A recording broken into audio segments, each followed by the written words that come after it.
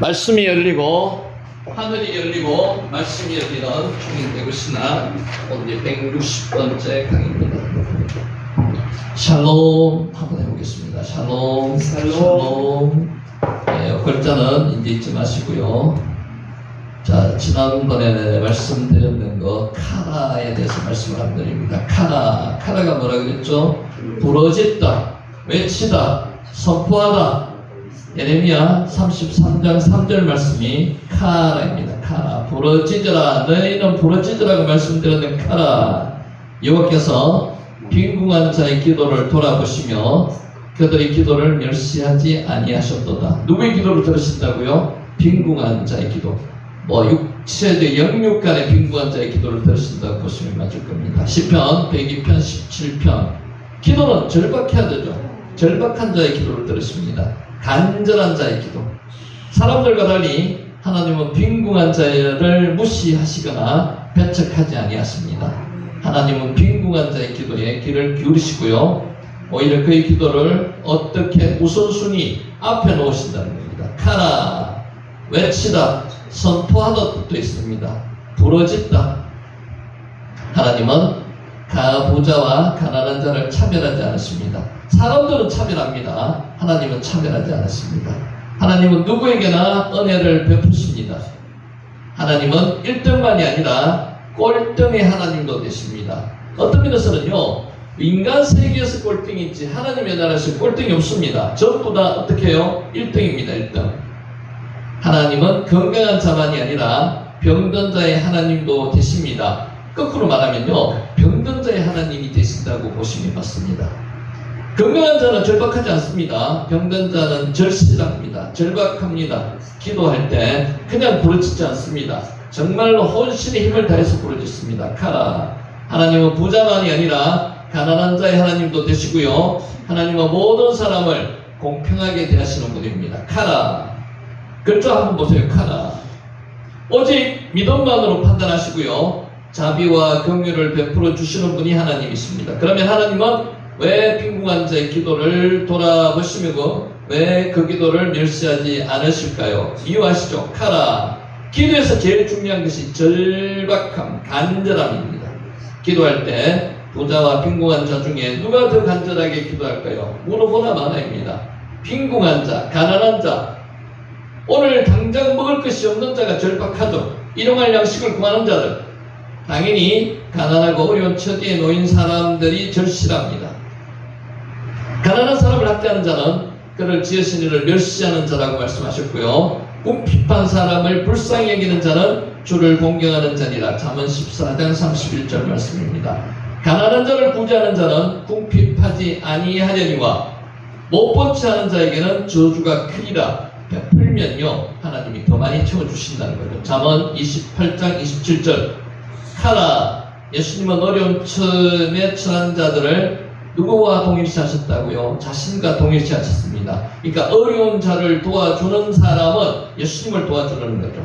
내가 진실로 너희에게 이르노니 내가 여기 내 형제 중에 지극히 작은 자, 작은이라는 단어를 했습니다. 카탄이라고 했어요. 카탄. 지극히 작은 자 하나에게 한 것이 곧 내게 한 것이니라. 마태복음 25장 40절 말씀입니다. 나를 간절히 찾는 자가 나를 만날 것이니라. 하나님을 만나려면 어떻게 하신다고요? 간절히 찾아야 된다는 거죠. 하나님을 만나기를 원하는데 잘 만나주지를 않으시죠. 안 만나주시는 게 아니고요, 나의 간절함이, 절박함이 그만큼 적었다는 겁니다. 잠언 8장 17절 말씀. 하나님을 간절히 찾는 자는요, 하나님을 만납니다. 카라. 부르짖으라고 말씀하셨고요, 부르짖는 간절한 기도에 귀를 기울이시고요, 응답해 주신다는 겁니다. 하나님은 빈궁한 자의 기도를 돌보시며 그의 기도를 멸시하지 않으시고요, 반드시 응답해 주신다는 겁니다. 여기서 카라라는 단어, 부르짖다, 성경에 많이 나오는 단어 중에 하나고요, 특히 우리가 좀 이 시대에 절박하게 필요한 단어가 카라입니다. 카라. 부르짖다, 외치다, 선포하다는 뜻도 있습니다. 카라. 예레미야 33장 3절에 너는 내게 부르짖으라 할 때 이 단어가 나옵니다. 카라. 자, 팔복에 대해서 지난번에 말씀을 드렸는데 다시 한번 기억할 필요가 있어서 다시 한번 말씀을 드립니다. 베라카, 복이라는 명사입니다. 축복. 바라카 바라크가 복이죠. 바락 기억하시죠? 이게 동사이고요. 베라카는 복입니다. 명사입니다. 팔복은 세상의 기준을 뒤집는 말씀입니다. 동시에 하나님의 나라의 기준을 드러내는 선언입니다. 베라카. 어떤 사람이 이미 복된 사람인지를 보여주는 말씀이 베라카입니다. 팔복입니다. 그래서 팔복은 행동 이전의 존재의 이야기입니다. 무엇을 이루었는가 보다는 어떤 사람이 되었는가의 문제이고요. 팔복은 하나님 나라의 정체성입니다. 하나님 나라의 백성에 대한 이야기입니다. 팔복. 첫째로 심령이 가난한 자가 복이 있다고 말씀하셨습니다. 이 말씀은 자신이 부족함을 아는 사람입니다. 자신으로는 충분하지 않다는 사실을 아는 사람에 대한 말씀이 팔복에 대한 말씀입니다. 누구요? 심령이 가난한 자. 자신의 의로는 설 수가 없고요. 하나님의 은혜 없이는 살 수 없다는 것을 인정하는 상태입니다. 여러분은 여러분 힘으로 이때까지 살아오셨습니까? 아닙니다. 여러분의 힘으로 산 게 아니고요. 하나님의 은혜로 살아오셨다는 거죠. 이것을 인정하는 것, 이렇게 고백하는 자가 심령이 가난한 자라는 겁니다. 세상은 스스로 강해지라고 합니다. 근데 인성교육에는 그렇게 이야기합니다. 지금도 강해지라고 이야기하지만 구체적인 방법이 없습니다. 강하게 마음먹으라 이런 뜻으로 끝납니다. 그래서 하나님의 말씀은 그렇지 않습니다. 강하라고 말씀하시고 세부적으로 어떻게 강해야 되는지를 이야기합니다. 그 대표적인 게 뭐라고요? 여호와가 너와 함께 하시겠다고 말씀하시는 거죠. 베라카. 그러나 하나님의 나라에는 정반대입니다. 낮은 자가 높은 자이고요. 약한 자가 강한 자라는 겁니다. 남한테 져주는 자가 이기는 자라는 겁니다. 베라카. 둘째로 애통하는 자가 복이 있다고 말씀하시는 겁니다. 죄에 대한 슬픔이 애통입니다. 그냥 애통이 아니고요. 죄에 대한 슬픔, 회개에 대한 슬픔, 하나님과의 관계가 깨어진 것에 대한 아픔의 표현이 죄에 대한 슬픔, 베라카, 복이라는 겁니다. 심령이 가난한 자, 두 번째가 애통하는 자. 하나님은 자신의 죄를 가볍게, 사람들은 자신의 죄를 가볍게 여깁니다. 그렇게 해서는 안 된다는 거죠. 오늘도 회개하기를 원하시는 겁니다. 심령이 가난해지기를 원하시는 겁니다. 그러나 애통하는 사람, 애통하기를 원하시는, 애통하기를 하는 사람은 자신을 속이지 않습니다. 무엇에 대한 애통요? 죄에 대한 애통, 회개에 대한 애통. 자신을 속이지 않는 사람이 하나님을 만난다는 것입니다. 회개 없는 신앙은 결코 깊어질 수가 없습니다. 고백만 해서 끝나는 게 아니에요. 회개와 고백은 차이가 있습니다. 회개는 다시 그 길을 가지 않고 돌아서는 겁니다. 돌아서되 그 길을 가지 않는 겁니다. 고백은요, 단순하게 그냥 슬퍼하는 것으로 끝나는 거예요. 첫째로 온유한 자가 복이 있다고 말씀하셨습니다. 세상에서 가장 온유한 사람 모세라고 말씀하시면서 고학년 40년의 생활을 통해서 온유함이 길러졌는 겁니다. 온유함은 힘이 없고 연약한 상태를 말하는 것이 아니고요. 힘은 있으되 쓰지 않는 겁니다. 힘을 가지고 있으면서도 자신을 드러내지 않는 태도입니다. 진짜 부자는요, 부자인 척 안 합니다. 그게 힘 있는 사람이라는 거죠. 온유는 통제된 힘입니다. 하나님께 맡길 수 있는 사람이 진짜 강한 사람입니다. 넷째로 의에 줄이고 목마른 자가 복이 있다고 말씀하셨습니다. 사람은 누구나 무언가를 뭐하죠? 갈망합니다. 하고자 합니다. 욕망이 있습니다. 돈을 원하기도 하고요, 인정을 원하기도 하고요, 쾌락을 원합니다. 이게 사람의 본성입니다. 돈을 사랑하는 게 사람의 본성입니다. 나쁜 게 아니에요. 그러나 채워지는 것 같지만은 이런 것은 채워지지 않습니다. 끝없이 추구하고 욕망하게 되는 거예요. 의에 대한 갈망만이 사람을 살립니다. 세상은 욕망을 채우려 하지만요, 하나님은 영혼을 채우십니다. 그래서 하나님의 말씀으로 채워지면 세상 것이 나간다는 거죠. 비워진다는 겁니다. 하나님의 뜻을 향한 갈증만이 영혼을 채운다는 것입니다. 다섯째로 긍휼히 여기는 자가 복이 있다고 말씀하셨습니다. 베라카의 이야기입니다. 긍휼은 단순한 감정이 아니고요, 다른 사람의 고통을 외면하지 않는 마음입니다. 다른 사람의 고통을 가장 잘할 수 있는 방법은요, 내가 그 고통을 겪어본 사람이 가장 잘할 수 있습니다. 내가 그 고통을 겪어보지 못하면요, 다른 사람을 위로하는 게 허상처럼 보입니다. 그렇다면 안 되는 거죠. 마음이 없는 것처럼 된다는 거죠. 하나님께 긍휼을 받은 사람은 그 은혜를 혼자 가지고 있지 않습니다. 받은 은혜를 흘려보내고 용서하고 품고 기다립니다. 하나님께서, 예수님께서 우리의 아픔을 가장 잘 알고 있을 수밖에 없는 이유가 뭡니까? 그 고통을 십자가에서 미리 다 겪어보셨다는 겁니다. 여섯째로 마음이 청결한 자가 복이 있다고 말씀하셨습니다. 하나님은 뭘 보신다고요? 중심, 레버라고 이야기하기도 합니다. 레버, 마음을 보신다는 거죠.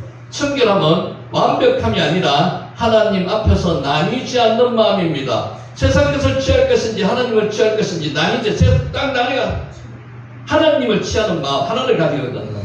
하나님과 세상을 동시에 붙잡지 않는 단순한 마음, 이게 마음이 청결한 자. 하나님은 나뉜 마음이 아니라 전부를 드린 마음을 기뻐하십니다. 가부의 두렸던 기억하시죠? 전부를 드린 그 마음을 기뻐하십니다. 일곱째로 화평케 하는 자가 복이 있다고 말씀하셨습니다.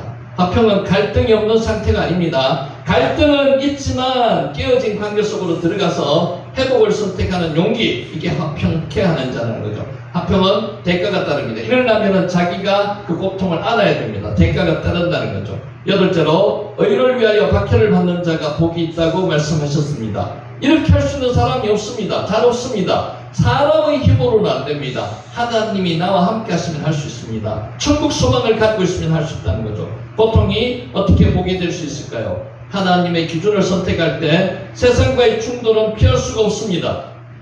진리를 따르는 삶은 편안함이 아니라요, 대가를 요구합니다. 진리를 고수하려면요, 대가가 따른다는 거죠. 예수님이 선언하신 팔복은 상황이 아니라 방향을 의미합니다. 하나님 나라 백성의 정체성이라고 말씀드렸습니다. 무엇을 소유했는가가 아니라 어디를 향해 살아가는가의 포괄적인 문제입니다. 그래서 팔복은 겉으로는 약해 보이기도 합니다만 가장 강한 사람들의 이야기가 팔복에 대한 이야기입니다. 팔복은 지금도 살아있는 기준이고요, 우리를 하나님께로 이끄는 길이 팔복입니다. 오늘도 우리는 선택의 기로에 서 있습니다.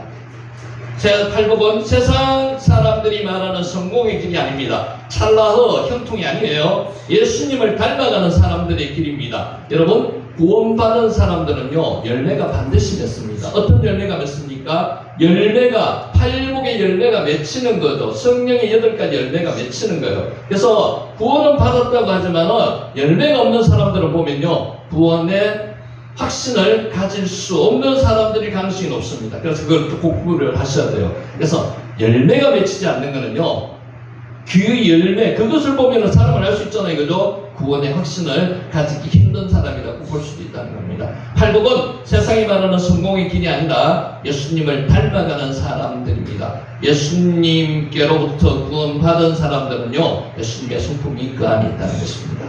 자, 체험과 비움과 누림, 지난번에 말씀드렸습니다. 맨 처음에 나오는 게 뭐라고요? 채워지는 것부터 되는 게 먼저라고 말씀드렸죠. 그러면은 비워지는 거고요, 그리고 나서 누리는 겁니다. 멜라, 발라크, 라바시, 순서가 이렇게 되는 겁니다. 만나는 이스라엘 자손들로 하여금 하나님이 날마다 함께 하신다는 사실을 확신하도록 해주셨습니다. 만나가요, 하루를 시작하면서 감당해야 될 모든 인생의 짐을 하나님께 내려놓으면, 우리로 말하면 하루를 시작하면서요, 말씀으로 시작하고 기도로 시작한다면요, 하나님의 뜻대로 살고자 마음의 준비를 하는 사람들입니다. 하나님은 날마다 우리와 함께 하시며 하루의 삶을 은혜로 인도해 주십니다. 멘나, 발라크, 라바시, 채우고, 채우다, 비우다, 그리고 누리다는 뜻입니다. 하나님은 이스라엘 자손들에게 삶을 바꾸라고 요구하시기에 앞서서 그들의 필요를 뭘로 채워주셨습니까? 말씀으로, 영육간의 만나로 채워주셨다는 거죠.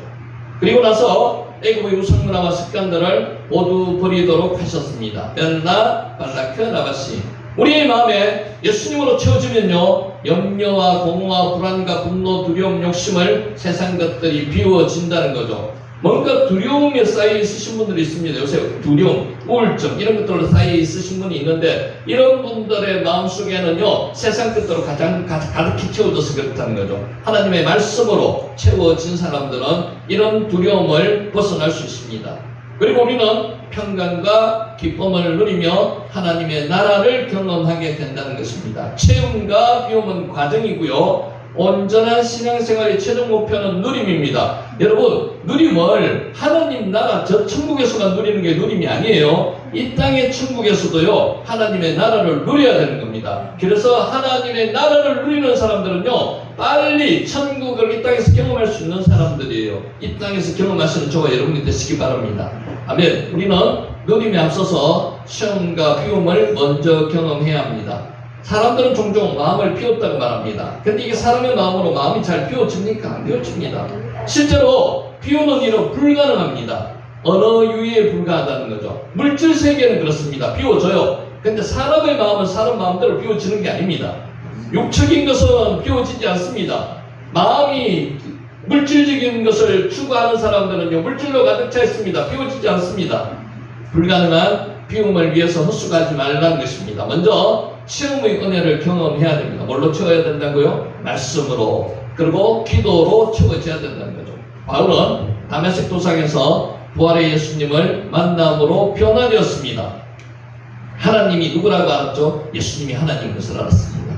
예수 그리스도를 만나서 그의 심령에 진리의 빛으로 채워지고요, 예수 그리스도의 은혜로 채워졌을 때 자연스럽게 나타난 결과입니다. 시험을 경험한 바울에게 이 세상의 것은 배설물에 불과했습니다. 여러분, 지금 이렇게 마음이 먹여지는 분은요, 하나님의 말씀으로 가득 차 있는 분인데 아직까지도 세상 끝이 좋아 보이고요, 세상 것으로 뭔가를 탐욕하게 된다면요, 뭔가 어떻게 해요? 하나님 것을 가득 차지 않은 마음이라는 거죠. 인간의 마음은 하나님께서 100% 마음으로 100% 채워지기가 쉽지가 않습니다. 노력하는 거죠. 그러면 하나님께서 노력하는 자에게, 간절한 자에게 말씀으로 더 채워주시는 거예요.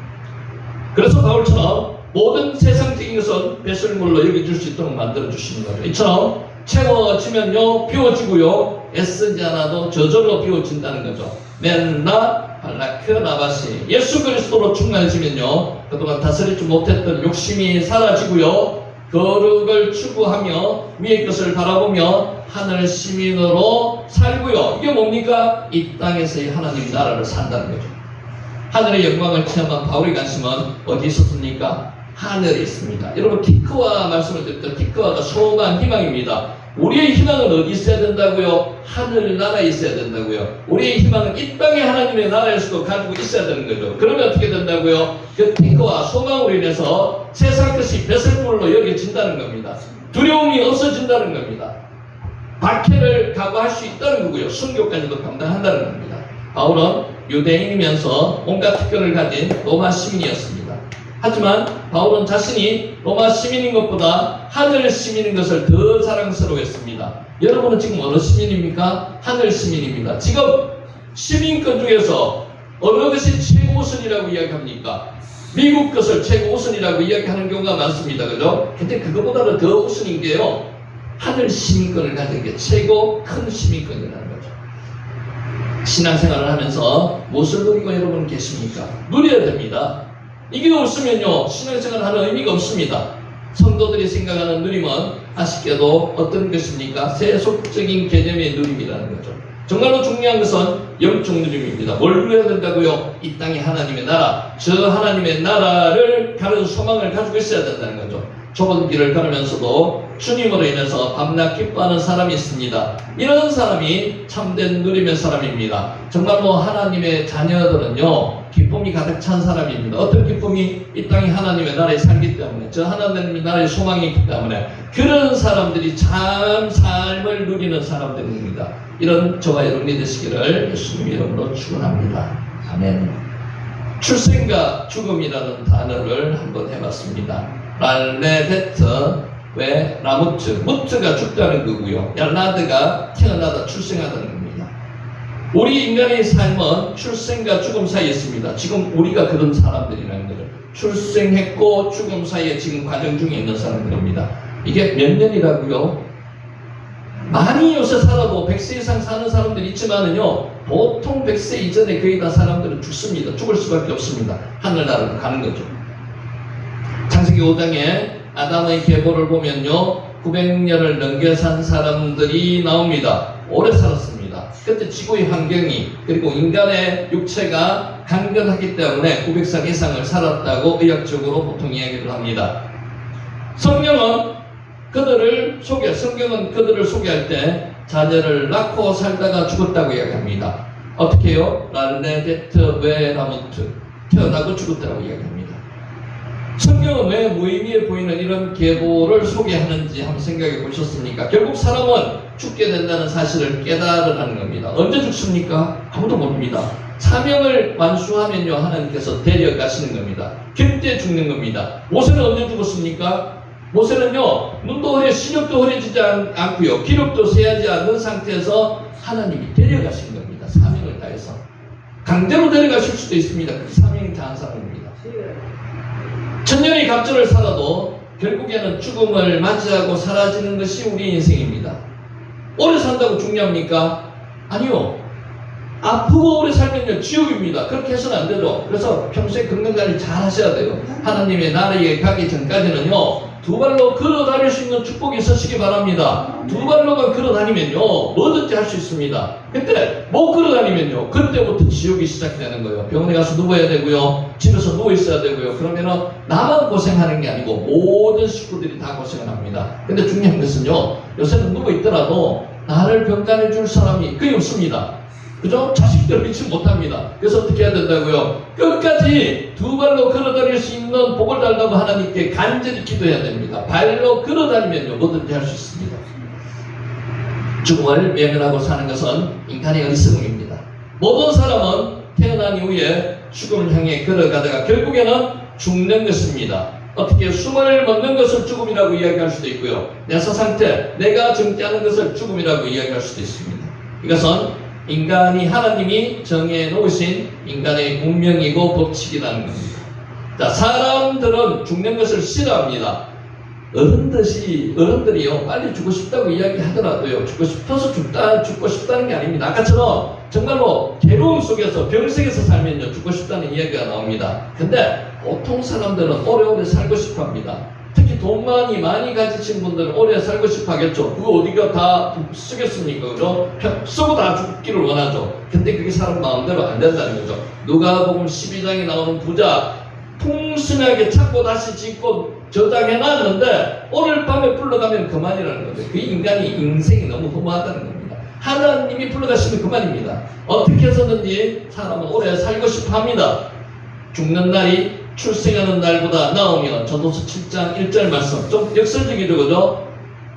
전도자는 왜 죽는 날이 출생하는 날보다 낫다고 했을까요? 직접적인 설명은 없습니다만은 전도자가 주는 교훈들을 통해서 충분히 짐작할 수 있는 것은요, 출생하면 고생이 불보듯 뻔하고요, 이 세상에서의 삶이 시작됩니다. 군대 가면 그런 이야기 합니다. 섬에 들어온 신병들 보면요, 내가 너 같으면 죽겠다고 이야기를 많이 합니다. 왜? 고생이 뻔히 보이기 때문에. 그래서 이런 이야기가 나왔다는 거라고 추측합니다. 반면에 죽으면 고생이 끝나고요, 천국에서의 안식이 시작됩니다. 이것은 하나님의 자녀들만이 누리는 특권입니다. 아까 뭐라 그랬습니까? 천국 소망이 있는 사람들이 이런 이야기가 나오는데요, 세상 사람들은 죽으면 뭐라고요? 죽으면 끝입니다. 그래서 안 죽으려고 바둥바둥 하는 거죠.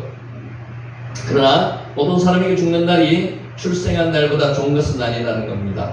랄레데트 웨라무트, 여기에 얄라드하고 무트가 들어가 있습니다. 자, 예수님은 믿지 않는 사람들에게는 죽는 날은 심판의 날입니다. 맞죠? 심판의 날입니다. 끝입니다. 한번 죽는 것은 정해진 것이요, 교회에는 심판이 있으니 끝이 아니죠. 지옥이 시작되는 겁니다. 지옥이. 히브리서 9장 27절.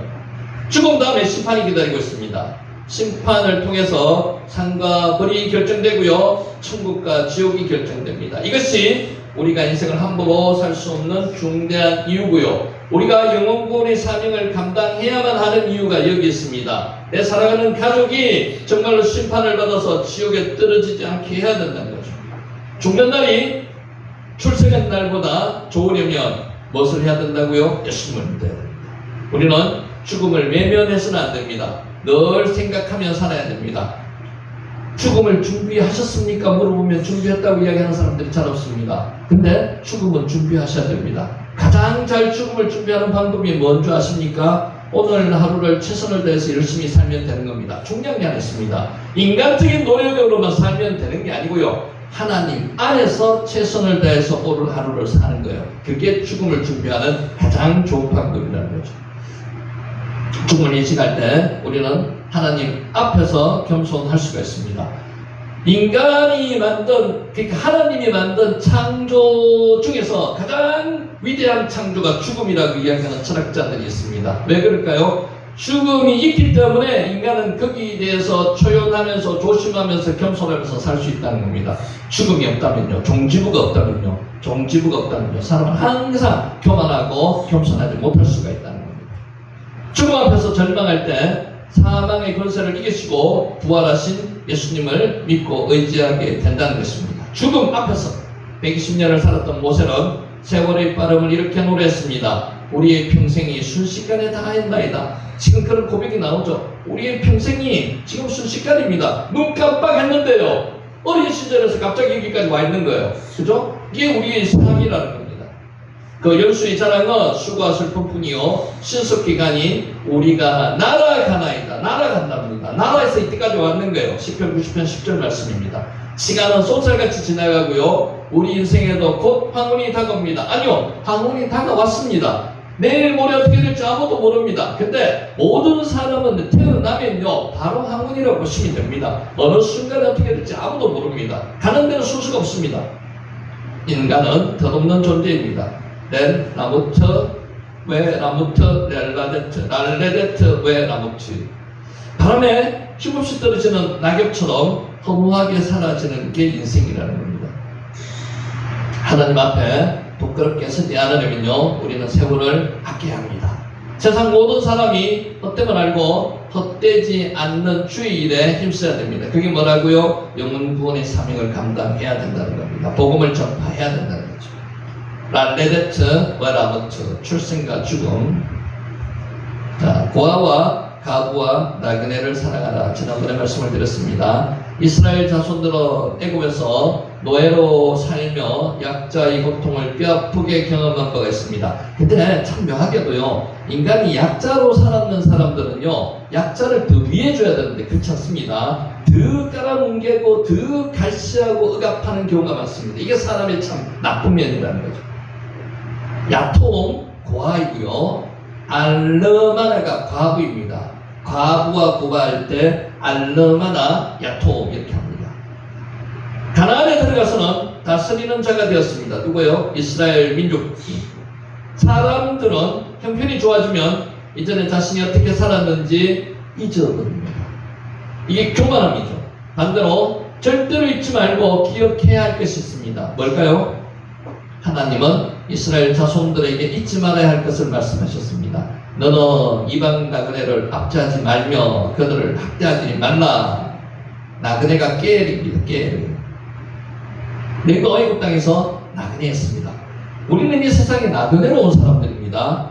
이스라엘 민족이 애굽에서 나그네였듯이 우리도 나그네라는 거죠. 나그네는 뭐예요? 잠시 왔다 가는 사람들입니다. 평생 만년, 평생 이 땅에서 사는 사람들이 아니라는 거죠. 이스라엘 민족을 가르쳐 히브리 민족이라고 부릅니다. 이 히브리 민족이라고 부르는 두 가지 학설이 있습니다. 첫째는 여기 나오는 거예요. 떼돌이 나그네라는 뜻은 하비루에서 왔다는 뜻도 있고요, 이야기도 있고요, 이벌이 건너다에서 왔다는 뜻도 있습니다. 유프라테스 강을 건너온 민족, 이런 뜻으로 이벌이, 여기서 히브리가 이미 히브리라는 단어가 나왔다는 뜻 하나가 있고요, 다른 학설은 하비루 나그네라는 뜻에서 왔다는 그런 학설도 있습니다. 두 가지 학설이 있습니다. 하나님은 애굽 땅에서 나그네였던 이스라엘 자손을 구원하셨습니다. 깨르를 구원하셨다는 거죠. 나그네를. 그때 고통을 잊지 말고 동일한 처지에 있는 이방 나그네에게 긍휼을 베풀라는 것입니다. 또 하나님은 가부나 고아를 불쌍히 여기고요, 해롭게 하지 말라고 말씀하셨습니다. 왜 가부나 고아를 불쌍히 여기라고 말씀하셨는가 하면요, 그 당시에는요, 과부와 고난은 경제적으로 자립할 하등의 기준이, 하등의 능력이 없었습니다. 그래서 이들을 불쌍히 여기라는 겁니다. 알르마나 과부, 야톰이 고아입니다. 너는 과부나 고아를 해롭게 하지 말라. 내가 만일 그들을 해롭게 함으로 그들이 내게 부러지면 내가 반드시 그 부러진 점을 드리리라. 아까 뭐라고 말씀하셨죠? 말씀드렸는 게, 부러질 때 간절하고 절박하게 부러지자면요, 반드시 응답하신다고 말씀을 하셨어요. 그죠? 그래서 그들 가부나 고아의 부러지점에 반드시 응답하신다는 겁니다. 당시 가부나 고아는 삶에서 가장 힘이 없는 약자들, 경제적인 능력이 하나도 없는 사람들, 하나님은 돌봄이 필요한 사람들의 인권을 중요하게 생각하셨습니다. 알러마나 야톰입니다. 사회적인 약자를 인용하고 괴롭히지 말아야 할 이유는 무엇일까 한번 생각해 봅시다. 그들이 고통 중에 하나님께 부르짖으며 하나님께서 샤마 들으시고요, 반드시 응답하신다는 거예요. 반드시. 애굽에서 이스라엘 자손들이 바로 약자로 인해서 부르짖을 때 하나님께서 샤마 하셨습니다. 그래서 그들을 해방시키셨다는 거예요.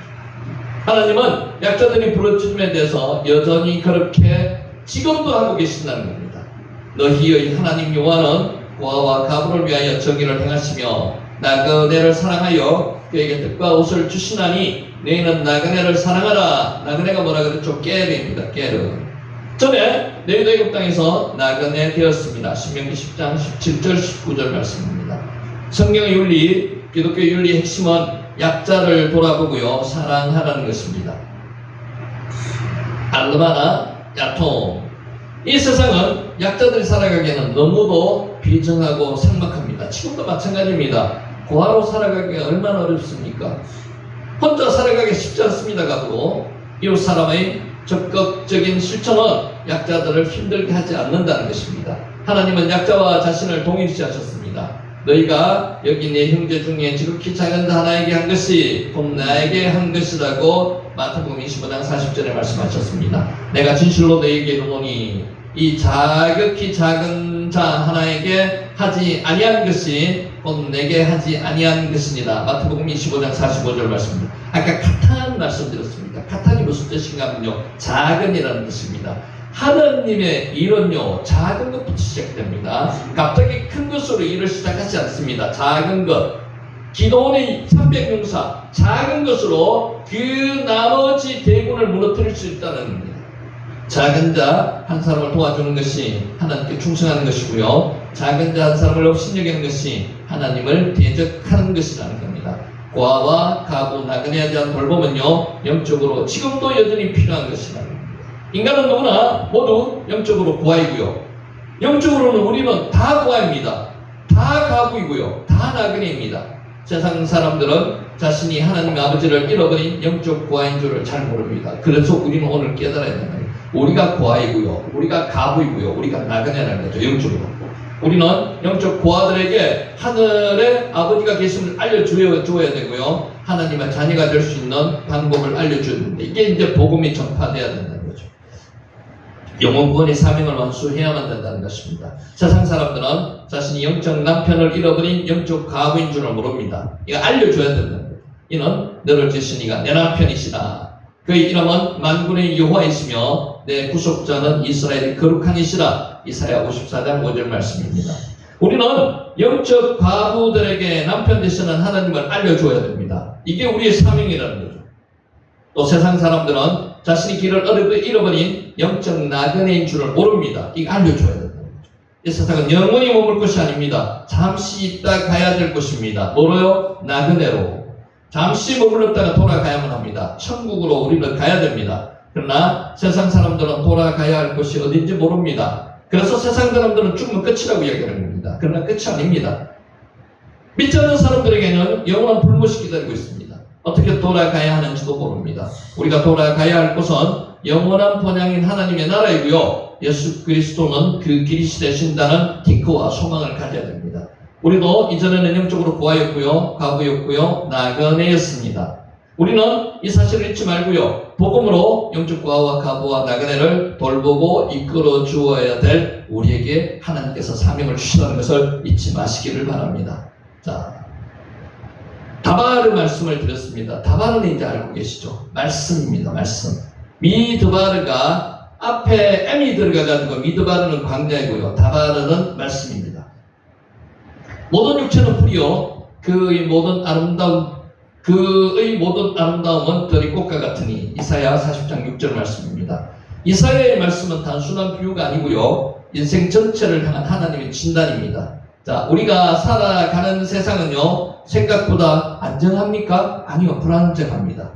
어제 성공이 오늘의 성공을 보장하지 못하고요, 어제의 성공이 오늘의 성공을 보장 못합니다. 오늘의 건강이 내일의 건강을 약속하지 못합니다. 갑작스럽게 사망 진단을 받을 수도 있습니다. 그게 우리 인생이라는 거죠.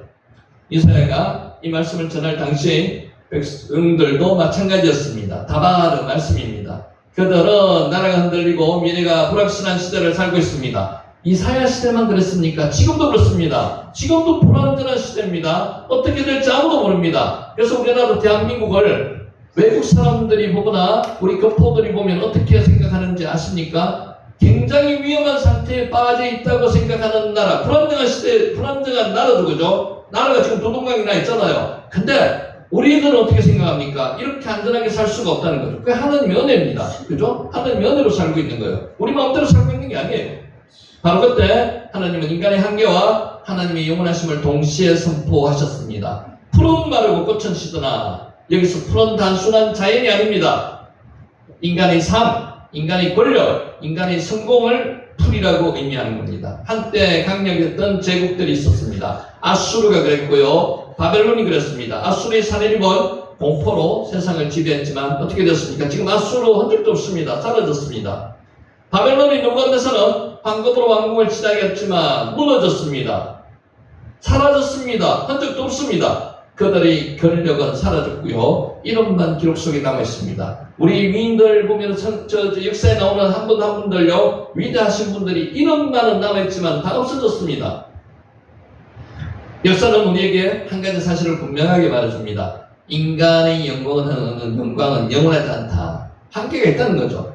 지금 권력이 영원합니까? 아닙니다. 곧 사라집니다. 여호와의 기운이 그 위에 부릅니다. 이사야 40장 7절 말씀입니다. 다바르 말씀입니다. 풀과 꽃이 시도는 이유는요, 단순히 시간이 흘렀으면 없어지는 게 아닙니다. 인간의 생명과 역사 자체가 하나님의 주권 안에 있기 때문입니다. 하나님의 주권 안에 있기 때문에 사라지는 겁니다. 인간은 스스로 영원할 수가 없고요. 하나님께 의존할 때만 참된 의미를 발견할 수 있습니다. 우리 참된 기쁨을 어디서 발견하는 거예요? 하나님 안에서만 발견하는 겁니다. 아까 죽음을 준비하는 가장 좋은 방법이 뭐라 그랬죠? 하나님 안에서 하루를 최선을 다해서 열심히 사는 게 죽음을 가장 잘 준비할 수 있는 방법이라고.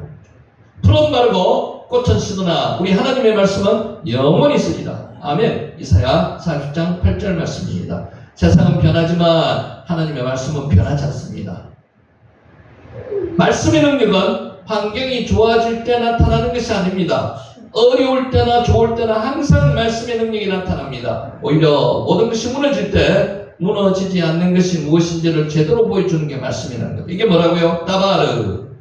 그래서 말씀은 위기의 순간에 가장 강력한 생명의 능력이 된다는 것입니다. 지금 이 말씀의 능력이 어디서 나타나고 있습니까? 이 말씀의 능력이요, 아프리카 우지에서 나타납니다. 이 말씀의 능력이요, 지금 동남아시아 밀림 속에서 나타나고 있습니다. 중국에서 나타나고 있고요. 그 종교가 억압당하는 북한에서 나타나고 있다는 거죠. 그런 거 생각하면요, 우리는 정말 너무 편안하게 살고 있는 겁니다. 이렇게 살 때 말씀의 능력이 잘 안 나타나는 이유가 뭡니까? 너무 풍요로워서 안 나타납니다. 우리가 옛날 60년대, 70년대 한번 생각해 보세요. 그때 어려울 때 한 방에서 6명, 7명, 10명씩 살면서 기도할 때 말씀의 능력이 나타났습니까? 나타났습니다. 근데 지금 왜 안 나타날까요? 너무 풍요로워서. 뭐가 없어졌어요? 간절함, 절박함이 없어졌습니다. 지금도 간절함, 절박함이 있으면요, 말씀의 능력이 나타난다고요. 말씀이 육신이 되어 우리 가운데 오신 분이 바로 예수 그리스도이시라는 거죠. 다바르.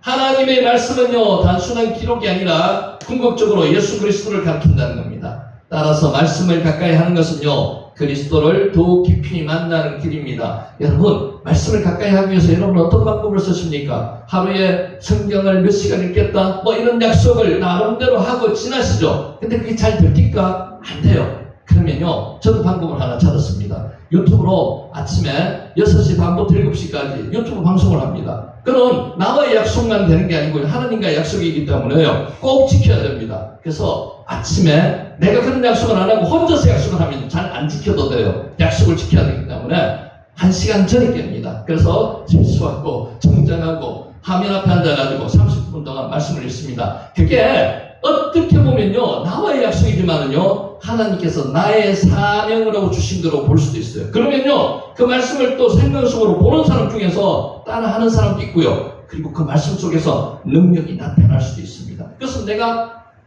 적당할 게 못 된다는 거죠. 이런 약속을 스스로에게 기도하면서 한번 받아보시기 바랍니다. 그래서 말씀 위에 선다는 것은요, 그리스도 안에 서는 것입니다. 그런데 사람들은 하나님보다 안정감을 주는 것에 의지하는 경향이 있습니다. 그렇죠? 누구는 성공 위에 인생을 세웁니다. 누구는 사람의 인정 위에 인생을 세웁니다. 이게 영원합니까? 아닙니다. 영원하지 않습니다. 누구는 돈과 안정 위에 인생을 세우고요. 이렇게 되면요, 어떻게 됩니까? 점점 하나님을 떠나게 되는 거예요. 그러면 이것들은 모두 풀과 같아서 언젠가는 사라집니다. 아수르도 사라졌고요, 바벨론도 사라졌고요, 로마도 사라졌습니다. 다 사라졌습니다. 목사님 기도했습니다. 우리에게 오늘 우리날 계수함을 가르치사 시편 90편 12절 말씀입니다. 단순한 시간 계산이 아니라 영원한 것을 붙들기 위한 기도였습니다. 인생의 길이는 우리가 결정합니까? 아닙니다. 우리가 결정할 수가 없습니다. 하지만 무엇을 위해서 살 것인지는 우리가 결정할 수 있습니다. 하나님을 위해서 살 수 있는 것을 우리가 결정할 수 있다는 거죠.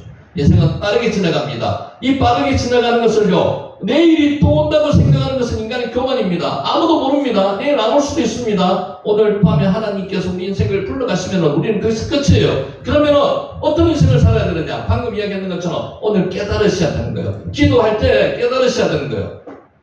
청춘도 지나가고요, 건강도 지나가고요, 기회도 지나갑니다. 기회는 항상 있는 게 아닙니다. 기회는 지금 이 순간이 기회입니다. 그래서 하나님이 주시는 깨달음이 있고요, 마음에 감동이 있으시면요, 그것을 잡으셔야 돼요. 그 잡으시는 자만이 하나님의 귀한 말씀대로 사는 인생이라는 거죠. 그러나 하나님의 말씀은 사라지지 않습니다. 하나님께서 하신 말씀은 반드시 어떻게 된다고요? 이루어집니다. 나가르 십자가는 하나님의 약속이 결코 실패하지 않음을 보여주는 것이고요, 부활은 하나님의 말씀이 영원히 살아있음을 선포했던 사실입니다. 그러므로 세상 위에 서지 말고요, 어디 서야 된다고요? 말씀 위에 선다고요. 자, 나이가 들면요, 말씀을 자꾸 잊어버립니다. 지난번에 말씀드렸죠. 인간은 들었는 것을 1시간 지나면 55% 잊어버리는 게 정상입니다. 55% 이상. 그게 에비우스 망각곡선이라고 말씀을 드렸어요. 그런데 그것을 이길 수 있는 방법이 하나 있습니다. 기억할 수 있는 방법은요, 자주 들으면 됩니다. 그래서 말씀을 우리가 오늘 읽었다고 내일 안 읽으면 안 되는 거죠. 성경 말씀이 생각보다 이렇게 많다고 생각하지만 그렇게 많은 게 아니거든요. 이 말씀을 자주 읽으면요,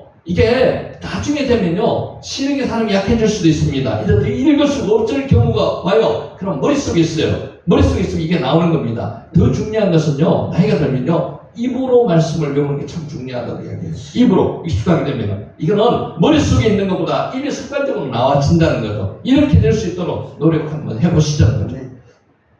사람은 영혼을 만들 수 없지만 영원하신 하나님을 붙들 수는 있습니다. 붙잡아야 됩니다. 하자크 붙잡아야 된다는 거죠. 사라지는 세상 속에서 영원한 말씀을 붙드는 것이 믿음입니다. 붙들어야 됩니다. 하자크 왜 마치 기억하십니까? 강하고 담대하라고 할 때 여호수아 1장 9절이 하자크 왜 마칩니다. 여기서 하자크가 뭔가 하면요, 강하다는 뜻도 있지만은요, 손으로 붙드는 겁니다. 손으로 붙들라는 겁니다. 하자크, 뭐를요? 말씀을 붙들라는 겁니다.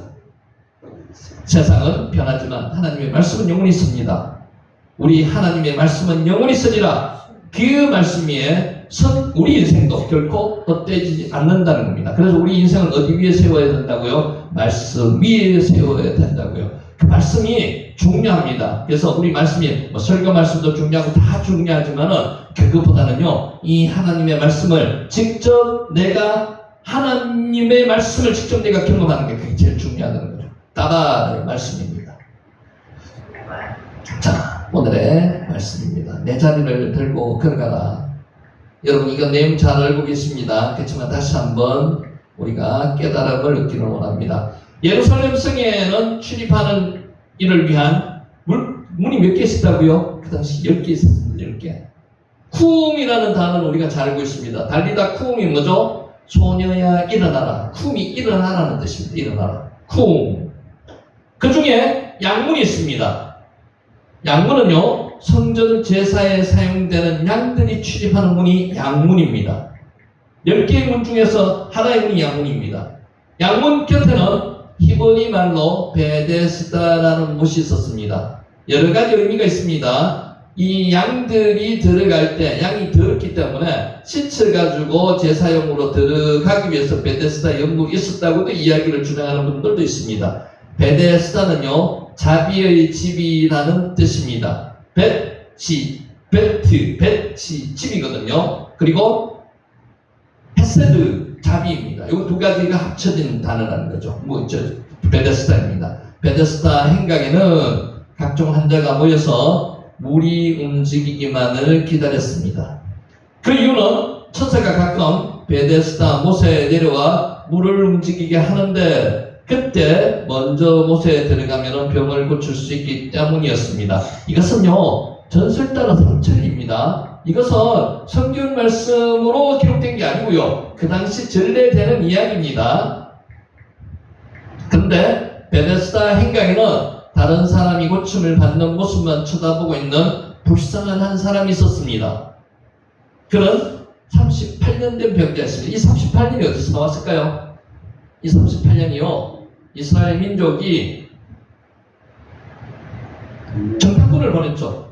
정탐꾼을 보내고 나서 거기 정탐꾼이 돌아와서 보고를 받고 바로 들어갈 수도 있었는데 바로 안 들어갔습니다. 가데스 바네아에서 고기를 뺑뺑뺑뺑 돌았는 기간이 언젠가면요 38년입니다. 그게 바란 광야고요. 그게 진광야, 신광야라고 기록되어 있는 신광야입니다. 신광야는 밑에 있고요. 실제로는 진광야예요. 그 광야를 뺑뺑뺑뺑 돌았는 횟수가 38년입니다. 그래서 허송세월하고 세월을 보냈던 것이 바란 광야라는 거죠. 하나님으로 말하면 이 광야에서 무엇을 하셨습니까? 교육, 훈련을 시켰던 거죠. 이 38년 동안 이 병자는 거기서 병자로서 허송세월을 보냈다는 거죠.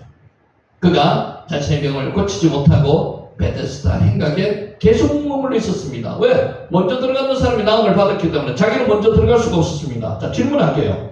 이런 생각을 해보셨는지 모르겠어요. 이 사람은 식사를 어떻게 해결했을까요? 용변을 어떻게 해결했을까요? 잘 움직이지도 못하는데 궁금하지 않으십니까? 성경은 대답하지 않습니다. 어떻게 해결했는지. 옆에서 돌봐주는 사람이 있었을까요? 그런 이야기도 없습니다. 38년 된 병자가 있었다고만 이야기합니다. 궁금합니다. 저는 궁금합니다. 어떻게 밥을 먹었고요. 어떻게 잠을 잤을 것이며 어떻게 용변을 해결하고 이런 게 다 궁금합니다. 집에는 왔다 갔다 했을까요? 이것도 궁금합니다. 근데 성경 그런 이야기 하나도 없습니다. 38년 된 병자가 있었더라고만 이야기합니다. 참 어렵게 생활을 했을 겁니다. 그죠? 그랬을 때 어떻게 할까요? 여러분 나이가 많이 들면요 장거리 여행을 하거나 여행을 하기가 상당히 힘들어집니다. 여러 가지 몸의 불편함이 많기 때문에. 근데 그건 정상적인 사람들의 이야기고 이분은요 그 베데스다 연못은 집도 아닌데 38년 동안 어떻게 있었을까요? 참 궁금합니다. 그가 자신의 병을 고치지 못하고 베데스다 행각에 계속 머물러 있었습니다. 그 이유는 못에 뛰어드는 경쟁에서 언제나 뒤처졌기 때문입니다. 이게 어떤 사회입니까? 경쟁사회입니다. 한 사람만 고치는 사회, 1등만 독식하는 사회입니다. 이게 세상적인 사회입니다. 38년 된 병자에게 베데스다는 베트 헤세다, 은혜의 집, 자비의 집은 자기의 집이 되지 못했습니다. 베데스다는 적자 생존의 못이었습니다. 한 사람만 남는 겁니다. 베데스다 못은 오직 1등만이 존재하는 자비 없는 우리 사회의 축소판입니다. 지금이 그렇지 않습니까? 잘 사는 한 사람만 위해서 존재하는 것 같습니다. 근데 하나님 앞에서는 그렇지 않다는 거죠. 하나님 앞에서는 모든 사람이 다 1등입니다. 1등만 존재하는 게 우리 육체적인 사회에서의 이야기라면은 영적인 사회에서는요 한 사람이 아니라 전체가 다 1등인 사회라는 거죠. 그게 하나님 나라라는 겁니다. 38년 된 병자는요 베데스다에서 자비만 구하다가 세월만 보냈습니다. 몇 년? 38년을 후리했습니다. 그러면서 그의 몸과 영혼은 피폐할 대로 피폐해졌습니다. 근데 소망이 있습니까? 앞으로는 뭔가 자기가 고쳐진다는 소망이 있습니까? 없습니다. 그냥 습관적으로 이렇게 사는 거죠. 우리 인생이랑 비슷해요. 뭔가 희망을 가지고 사는 게 아니고요. 희망 없이 피폐해져 가는 겁니다. 38년 된 병자는요 약자 중에 약자입니다. 이게 뭐라고요? 나그네였고요, 고아였고요, 과부보다 더 불쌍한 사람이라는 거죠. 남에게 전적으로 의존할 수밖에 없었습니다. 밥은 자기가 먹을 수 있었을까요? 이것도 모릅니다. 누가 떠먹여줬을까요? 그것도 모릅니다. 한자편은 요새 보호자가 있어야 되지만 이때 있었는지 없었는지 그런 이야기도 없습니다. 근데 이 불쌍한 자에게 누구도 기회를 제공해 주지 않았습니다. 이게 우리의 모습이라는 거죠. 우리의 모습. 아무도 그를 그들떠보지도 않습니다. 오랜 병에 효자가 없다는 말이 있습니다. 그래서 우리는 뭐라고 아까 말씀드렸어요. 누워있으면 안 된다는 거죠. 무조건 일어나서 걸어 다녀야 됩니다. 그러니까 걸을 수 있을 때 걸어 다녀야 돼요. 제가 며칠 전에 보훈병원에 우리 장인어른을 모시고 갔다가 약국에 의자가 대기실이 있습니다. 약국이 커요. 병원 약국이니까. 거기서 사람들이 막 기다립니다. 이제 거기서 저도 기다리고 있는데 어떤 한 분이 옆으로 오다가 옆에 앉으신 분의 발에 걸려가지고 넘어지기 일보 직전에 제가 받았습니다. 만약에 그분이 그때 넘어졌으면 어떡할까요? 뼈가 부러졌든지 다시 못 일어납니다. 조심하셔야 돼요. 그러니까 순간순간에 자기의 행동 자체가 옛날하고 몸이 다르다는 것을 깨달으셔야 되고요. 조심해서 움직이셔야 된다고요. 그것이 우리가 이 노년을 건강하게 살 수 있는 방법 중에 하나인데 그래서 기도해야 된다고요. 그런 건강을, 그런 힘을 달라고 기도해야 된다. 임기응변에 대처할 수 있도록 해달라고 기도해야 된다는 거죠.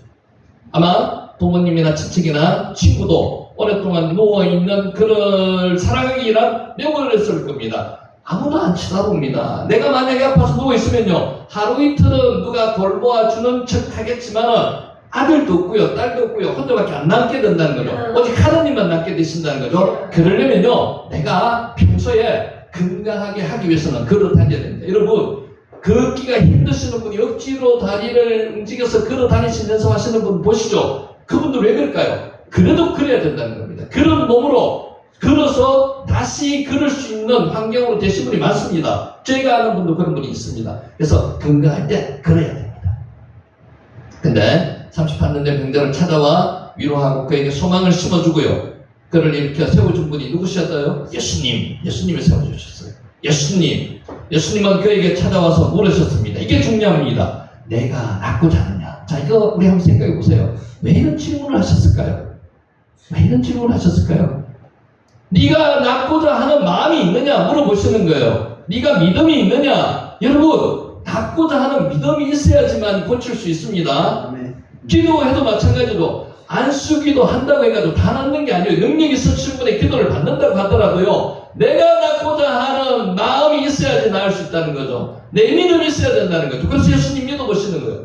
혹시라도 그런 희망이 없더라도요, 예수님께서 지금 불어 넣어주시는 거죠. 희망을 불어 넣어주시기 위해서 네가 낫고자 하느냐 이렇게 물어보시는 거예요. 이게 예수님께서 그냥 낫게 하시는 게 아니고요, 희망을 불어 넣어주시는 거예요. 희망이 뭐라고요? 소망이 뭐라고요? 티크와를 불어 넣어주시는 거예요. 야뭐 5장 6절 네가 낫고자 하느냐? 예수님은 사람의 마음속을 훤히 살펴보시는 분입니다. 우리의 안고 일어섬도 아시고요, 멀리서도 우리의 생각을 밝게 하시는 분이 예수님이세요. 우리의 모든 길과 우리가 눕는 것을 살펴보시고요, 우리의 모든 행위를 잊게 하시는 분이 예수님이세요. 우리가 무슨 생각하는지 나도 모르는 그런 상태가 있습니다. 우리는 하루에 몇 가지 생각을 한다고 보통 이야기하죠. 5만 가지 생각을 한답니다. 이 5만 가지 생각이 실제로 5만 가지. 쓸데없는 잡생각을 하루에도 5만 가지씩 하고 있다는 거죠. 이게 잡생각이라는 거예요. 왜 이런 생각만 하게 되는 거죠? 내 중심이 바로 잡혔기 때문에 이런 생각을 하는 거예요. 하나님을 기도하는 하나님의 자녀들은요, 5만 가지 생각을 안 합니다. 기도하기 바쁜데 5만 가지 생각할 시간이 어디 있습니까? 그렇다면 38년 된 병자의 상태와 심정을 몰라서 한 질문이었습니까? 아니었습니다. 예수님은 왜 빤히 알면서도 그런 질문을 하셨을까요? 각자마다 다 그러고요, 사람마다 생각하는 게 다 다릅니다. 여러분이 생각하시는 것도 있을 거예요. 하나님께서 왜 예수님께서 질문을 하셨을까요? 여러분 생각해 보시기 바랍니다. 38년 된 병자의 마음을 열고요, 마음을 열어야 됩니다. 그동안 아픔과 슬픔을 토로할 수 있는 기회를 주시기 위해서입니다. 뭔가 이 사람도 이야기를 할 게 있을 거란 말입니다. 그런데 예수님은 그냥 일방적으로 고쳐주지 않으시고요, 마음을 열고요, 이 사람의 이야기를 들으시기 위해서 그런 말씀을 하신다는 거죠. 예수님의 질문으로부터 치료는 시작되었습니다. 우리의 치료도 마찬가지입니다. 마음이 열리고요, 믿음을 가지고요, 소망을 가질 때 치료의 길이 열린다는 거죠. 38년 된 병자는 그동안 아픔과 슬픔을 이렇게 토로했습니다. 주여! 물이 움직일 때 나를 못에 넣어주는 사람이 없어서 내가 가는 동안에 다른 사람이 먼저 내려가나이다. 이렇게 물어오는 사람도 없을 거요, 이렇게 대답할 할 수 있는 기회도 없었습니다. 근데 이 사람은 입을 열어서 먼저 하는 말이 이 말을 했다는 거죠. 이것을 위해서 예수님께서 물어보셨다는 겁니다. 네가 낫고자 하느냐? 그러자 예수님이 말씀하셨습니다. 일어나 내 자리를 들고 걸어가라. 여기서 동사가 세 개입니다. 일어나라 내 자리를 들어라 걸어가라. 동사 세 가지입니다. 동사 세 가지로 말씀하셨습니다. 일어나 내 자리를 들고 걸어가라. 오늘 이런 역사가 저와 여러분이 일어나시기를 바랍니다. 일어나 내 자리를 들고 걸어가라. 우리가 마음의 아픔 속에서, 관계의 아픔 속에서, 여러가지 우리가 불편함 속에서 자라거나 하는 우리 상황이 있을 겁니다. 그죠? 그때 하나님께서 뭐라고 말씀하시는 거예요? 일어나 내 자리를 들고 걸어가라. 동사 세 가지로 말씀하시는 거예요. 쿵! 여기서 일어나라가 쿵입니다. 쿵. 이 말씀은 삼중의 명령문입니다. 일어나 내 자리를 들어라 걸어가라. 예수님은 그에게 기회를 주셨습니다. 우리에게도 기회를 주시는 거죠. 말씀은요, 이 말씀을 들을 때 가슴이 뜨거워지는 거는요, 하나님의 말씀이 같이 교감되고 공감되는 거예요. 말씀을 전하는 사람도 말씀이 뜨겁게 전해야지만이 하나님의 성령에 의해서 말씀을 전하는 게 되는 거고요. 듣는 사람도 그 성령이 전달되어서 말씀이 뜨거워지는 거예요. 여러분의 마음이 지금 뜨거워지고 계신다면요, 하나님의 성령이 전달되는 겁니다. 예수님은 그에게 기회를 주셨습니다. 예수님은 그가 하나님의 말씀을 듣고 순종하여 일어나 스스로 자리를 들고 걷어가도록 해 주셨습니다. 그런 예수님의 말씀에 뭐 했기 때문에요? 순종했기 때문에 그렇습니다. 순종이 뭐라고요? 샤마입니다. 샤마. 잘 들으면 순종할 수 있다는 거예요. 샤마, 듣다, 순종하다 같은 단어입니다. 그가 예수님의 말씀에 순종했을 때 어떤 일이 일어났을까요? 예수님의 말씀에는 뭐가 있습니까? 능력이 있습니다. 권세가 있습니다. 힘이 있습니다. 예수님이 말씀하시면 물이 변하여 포도주가 됩니다. 예수님이 말씀하시면요, 풍랑이 있는 바다도 잔잔하게 된다는 거죠. 예수님이 말씀하시면요, 죽은 자도 살아나신다는 겁니다. 이 능력이 지금 구약시대, 신약시대, 성경에서만 일어난 능력으로 끝났습니까? 아닙니다. 지금도 일어납니다. 아까 뭐라고 그랬습니까? 지금도 동남아에서는요, 지금도 그 밀림 속에서는요, 중국에서는, 북한에서는요, 이런 능력이 일어난다는 겁니다. 왜? 절박하고 간절함이 있는 기도가 있기 때문에. 그러나 적시로 예수님이 명령하신 그대로 이루어졌습니다. 사람들은 그를 귀찮은 존재로 보았지만 예수님은 그를 어떻게 느끼셨다고요? 긍휼히 보셨습니다. 서퍼런 크리조마이 불쌍히 여기셨고요, 헤세드한 마음으로 보셨다는 거죠. 사람들은 그를 절망의 눈초리로 보았지만 예수님은 소망의 눈으로 보셨다는 겁니다. 예수님은 긍휼과 은혜의 주인이십니다. 긍휼, 은혜, 헤세드입니다. 헤세드. 예수님의 성품을 가장 잘 표현하는 히브리 단어가 헤세드입니다. 헤세드. 은혜, 긍휼, 자비, 사랑, 소망, 은혜. 상한 갈대를 꺾지 않으시고요, 끄져가는 심지도 끄지 않으신다는 거죠. 예수님은 버려진 사람, 쓸모없는 사람을 찾으십니다. 그에게 새로운 삶과 소망을 심어주신다는 겁니다. 저와 여러분은 쓸모 있었던 사람입니까? 아닙니다. 쓸모 없었던 사람입니다. 예수님으로부터 부름을 받았기 때문에 지금 쓸모 있는 사람으로 되어 있다는 겁니다. 그러면 이런 은혜를 받았는데 우리만 이것을 간직하겠습니까? 아닙니다. 이것을 다른 사람에게 전달해 줘야 되죠. 이게 복음 전파의 사명입니다. 영혼 구원의 사명이라는 거죠. 우리 속담에 이런 말이 있습니다. 올라가지 못할 나무는 쳐다보지도 말라. 이 속담에는 우리에게 내재된 패배주의와 열등감이 잠겨 있습니다. 능력을 한계를 짓는 겁니다. 우리는 예수님 안에서 패배주의와 열등감을 떨쳐내야만 됩니다. 패배주의 떨쳐내시기 바랍니다. 우리는 할 수 없을지라도 예수님이 도와주시면 할 수 있습니다. 내게 능력 주시는 자의 안에서 내가 모든 것을 할 수 있느니라. 중요한 것은요, 내가 모든 것을 할 수 있는 이유는요, 내게 능력 주시는 자가 있을 때 할 수 있다는 겁니다. 예수님은 스스로 문제를 해결할 수 없는 자들을 향해서 말씀하십니다. 내가 낫고자 하느냐? 오늘 물으십니다. 근데 예수님 내가 낫고자 합니다. 희망을 가지시고 희망을 주시는 예수님의 말씀대로 낫고자 합니다. 대답하셔야 됩니다. 믿음으로 응답하는 자에게 예수님은 말씀하신다는 거죠. 일어나 내 자리를 들고 걸어가라. 오늘 이 말씀이 저와 여러분에게 임하시기를 예수님의 이름으로 축원합니다. 축원합니다. 아멘. 자, 23절 26장 오늘은 못 맞추더라도 내일 정도 되면 맞출 수 있을 겁니다. 다음에는 이삭이 거기서부터 베엘세바로 올라갔더니, 거기가 어디가요? 거기가 베엘세바. 거기가 어딘가 하면은 거기가 어딘가 하면 로봇이라는 곳입니다. 로봇, 넓은 곳 이런 뜻이죠. 로봇. 자, 질문 하나 있습니다. 브엘세바가 무슨 뜻인지는 아시죠? 브엘세바, 베에르세바, 맹세의 우물, 일곱 우물이 베에르세바, 브엘세바입니다. 브엘세바는 이름이 언제 지어졌을까요? 아브라함 때. 아브라함이 그랄로 내려갔습니다. 그랄로 내려가서 실수했죠. 그때 아비멜렉과 언약을 맺었습니다. 그게 브엘세바입니다. 근데 오늘 또 언약을 맺습니다. 다섯 때, 이삭 때도 언약을 맺습니다. 그래서 브엘세바는요, 그 이전에는 무슨 이름으로 되어 있는지 성경에는 나타나지 않고 기록이 없습니다. 그래서 성경에는 브엘세바라는 이름으로만 나옵니다.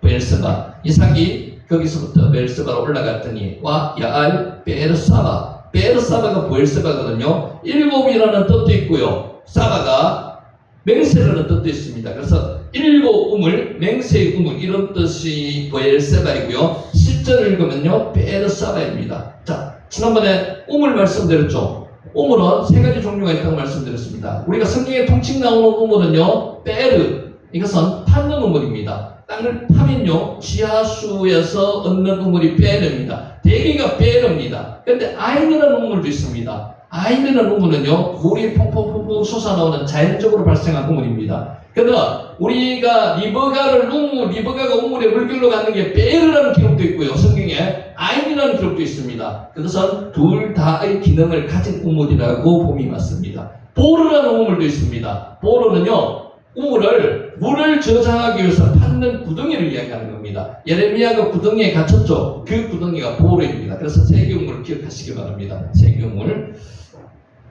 안나 올라가다는 뜻이고. 자, 24절 그 밤에 여호와께서 그에게 나타나 이르시되 나는 내 아버지 아브라함의 하나님이니 두려워하지 말라. 종 아브라함을 위하여 내가 너와 함께 있어 내게 복을 주어 내 자손이 번성하게 하리라 하신지라. 왜 나는 내 아버지 아브라함의 하나님이라고 이야기하셨을까요? 약속을 아브라함과 하셨기 때문에 아브라함과 한 약속을 너에게도 그 약속대로 이행하시겠다는 뜻을 나타내기 위해서 내 아버지 아브라함의 하나님이라고 말씀하신 겁니다. 내 종 아브라함을 위하여. 아브라함을, 여기서 종은요 히브리어로 종은 에베드라는 단어를 쓰는데 하나님의 종을 의미하는 겁니다. 사람의 종을 의미하는 거 아니고요. 하나님의 종 아브라함을 위하여 이런 뜻입니다. 에베드. 25절 이삭이 그곳에 제단을 쌓고 여호와의 이름을 부르며 거기 장막을 쳤더니 이삭의 종들이 거기서도 우물을 팠더라. 그곳에 제단을 쌓았답니다. 제단을 쌓았다는 것은요, 지금 이삭이 제일 먼저 뭐 했습니까? 텐트를 치지 않았습니다. 장막을 치지 않았어요. 제단을 쌓았다는 거죠. 이게 중요하다는 거죠. 하나님께서 지시한 곳으로 옮겨서 그곳에 옮기자마자 뭘 했다고? 처음에 제단을 쌓았다는 거예요. 이게 우리 인생에 중요한 겁니다. 제단을 쌓고 예배를 드렸다는 겁니다. 그래서 우리는요, 모든 것에 우선이 되는 것이 뭔가 하면요, 예배입니다. 제단을 쌓는 게 우선이 되어야 되는 거죠. 예배가 많이 없어집니다. 어떤 교회는요, 예배를 변형시키는 교회도 많습니다. 주일날 예배를 안 드리고요, 토요일날 예배를 드리고자 하는 곳도 있습니다. 자, 이거는 조금 우리가 생각해 봐야 될 겁니다. 예배가 중요한데요, 예배에 손을 대서는 안 된다는 거죠. 예배는 하나님께서 우리에게 명령하신 것이기 때문에 예배를 제일 중요시하게 생각해야 된다는 거예요. 미츠베아흐가 제단입니다. 제단. 여호와 이름을 부르더라. 이게 예배를 드린다는 겁니다. 와이크라 스페셈 여호와. 여기서 이크라가 뭐라요? 아까 카라 나왔는 겁니다. 카라. 외치다, 부르다, 선포하다, 부르짖다. 이게 카라입니다. 와 이크라. 그리고 이크라, 카라 했다는 겁니다. 베셈 여호와. 여호와의 이름을 불렀다는 겁니다. 이게 여호와의 이름을 불렀다는 것이 예배를 드렸다는 겁니다. 공식적으로 예배를 드렸다는 겁니다. 여호와는 어떤 뜻이라고 지난번에 말씀드렸죠? 여호와는 언약의 하나님, 엘로힘은 능력의 하나님, 전능하신 하나님. 자, 여기까지 했고요. 오늘은 여기서부터 몇 가지만 하겠습니다. 아까 말씀드렸죠? 베르가 우물입니다. 이게 베르입니다. 이 우물은 어떤 우물이라고요? 지하수를 걸어내기 위해서 팠는 우물이 베르입니다. 그래서 이삭의 종들이 우물을 팠더라는 베르입니다. 베르. 퐁퐁퐁 솟아나는 자연 우물이 아니라는 거고요. 보르는 구덩이. 요 세 가지 구분하시라고 말씀드렸습니다. 자, 여기서 세상에서 괴롭고 힘들 때 누구를 기억해야 된다고요? 하나님을 기억해야 된다고요. 세상의 문제를 보면요, 문제는 나를 두렵게 만듭니다.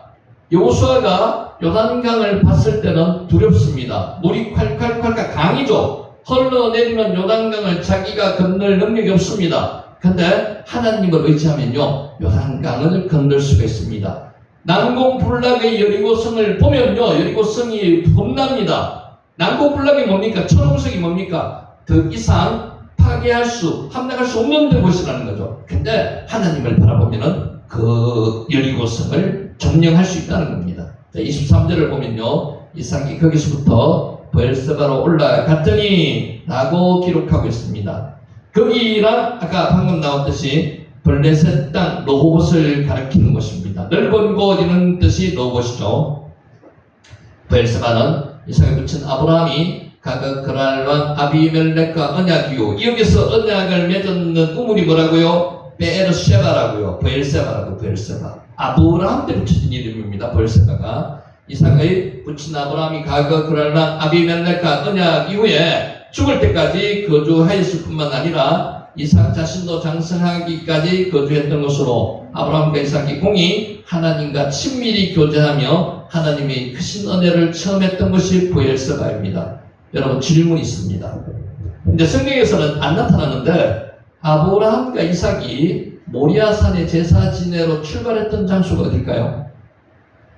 브엘세바. 근데 성경에 그렇게 나오지 않습니다. 앞뒤 문맥 정황으로 봐서 브엘세바에서 출발했다고 보는 거죠. 그러니까 브엘세바는요, 하나님을 경험했던 신령한 곳이라고 보면 됩니다. 그래서 브엘세바가 영적으로는 굉장히 중요한 곳이라는 거예요.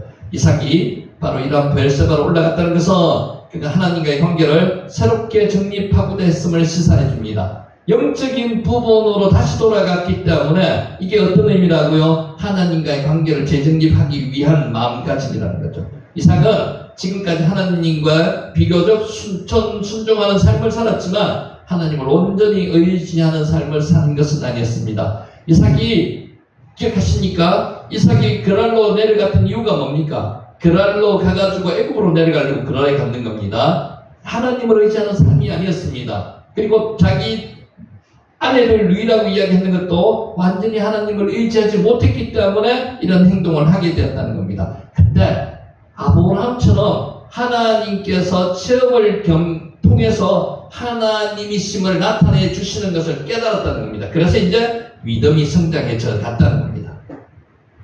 할라가 올라가는 겁니다. 실제로 브엘세바는요, 르호보트보다는 위치가 지형적으로 낮은 곳입니다. 그러더라도 올라갔다는 표현을 썼다는 것은 영적으로 중요한 곳은 유대인들은 올라갔다는 표현을 쓴다는 거죠. 알라.